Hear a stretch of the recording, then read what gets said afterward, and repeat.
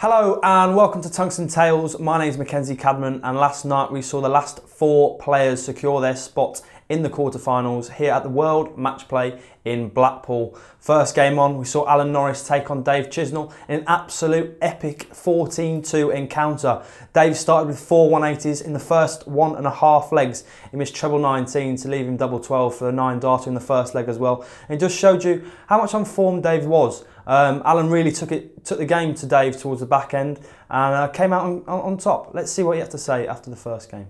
Yeah, never give up. You know, you're playing one of my good mates, target teammate, one of the best players in the world, and he's proved it for years. And he's done me for years, to be fair. So yeah, finally we got one over Dave.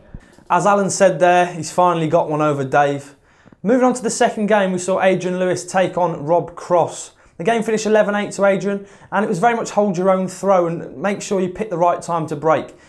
Rob's a great player, and I'm sure we'll see him back on our screens soon. Let's see what Adrian had to say after his game. Well, I said there, I mean, it's weird because I said to Rob there, you know, he said, well, we're on about rankings, and he said, I want your spot number 4 after the game, and I turned around and said, listen, I said, I've just beat you there. I've thrown 2 hours darts in 2 months, 8 weeks, you know. So, but he's getting there. He's a confident character, awesome player, absolutely awesome player. So Adrian stated there he's only had 2 hours practice in the last 8 weeks. I mean, not many professional dart players can say that and play that well. Moving on to the third game, we saw Phil the Power Taylor take on Raymond van Barneveld in a game that was quite weird to me. I expected a much tougher contest. Raymond didn't really get started, but to be honest, Phil didn't really let him. 50% on the doubles from Phil, a lot straighter in the treble bed. And, you know, for me, he's going to cause Michael a problem in the quarterfinal. Let's see what he had to say after his game. I tried now to try to trip me doubles when he missed, and that's the secret. You're really straight as well. Definitely the 50% on the doubles. My secret, my plan was keep him nice and straight, keep scoring, don't miss. If you know what I mean. So if you're going to miss, make it a ton or a 60 or 80, you know. Try not go into the 5s and the 1s. I was doing that the other night. So try not to slide over to the dark side, if you know what I mean. So that was my plan. And if you have a shot at double, hit it. Just keep putting the pressure on. You could see that. And obviously, maybe Michael in the next round. How do you feel about that? I don't mind. Everybody's saying Michael, but you've got Simon Whitlock is playing well, yeah. So Phil made sure he kept out of the dark side in that game. But will he in his quarter-final game against MVG? We'll have to wait and see.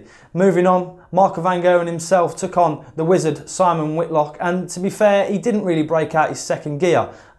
Simon didn't really trouble him, he missed his doubles, and it was expert MVG, did what he had to do to win. I think he'll get a bit of a better test against Phil in the next round. Let's see what Michael had to say and his thoughts after his game. Was a bit too easier than I expected. I didn't even play 100% of my game, and I still won quite comfortable. And of course, I want to do more. I want to do better, but I can keep it for next game. But I'm probably gonna need it. Yeah. As I say, Phil in the next round. Are you excited for that one? Or is it just another game for you? Just another game. Phil's a fantastic player, and he's not like some oldie who just is in the tournament. He's still a fantastic dart player, and you still have to perform against him if you want to win. And I'm looking forward to the game, and I will be ready, and he knows that. MVG mentioned to Sky Sports after his game that he can see some weaknesses in Phil's performances. Let's see if he exploits them in the quarter-final. And to be honest, it's funny to me because this is what Phil used to say about players years and years back. Let's see if Michael can really take this championship from Phil here at his last time in Blackpool. And moving on to tonight's games, the first 2 quarter-finals, we've got Daryl Gurney taking on Mensur Suljovic, and we've got Peter Wright taking on Darren Webster. For me, both games are going to be tested. Daryl, I think he'll get over the line, but I think Mensur's going to cause him some problems with his slow action and his good checkouts. For me, Darren Webster could pip this game against Peter Wright, but only if he takes it to him early on. If he lets Peter get a 4 to 5 leg lead, I can't see Peter losing.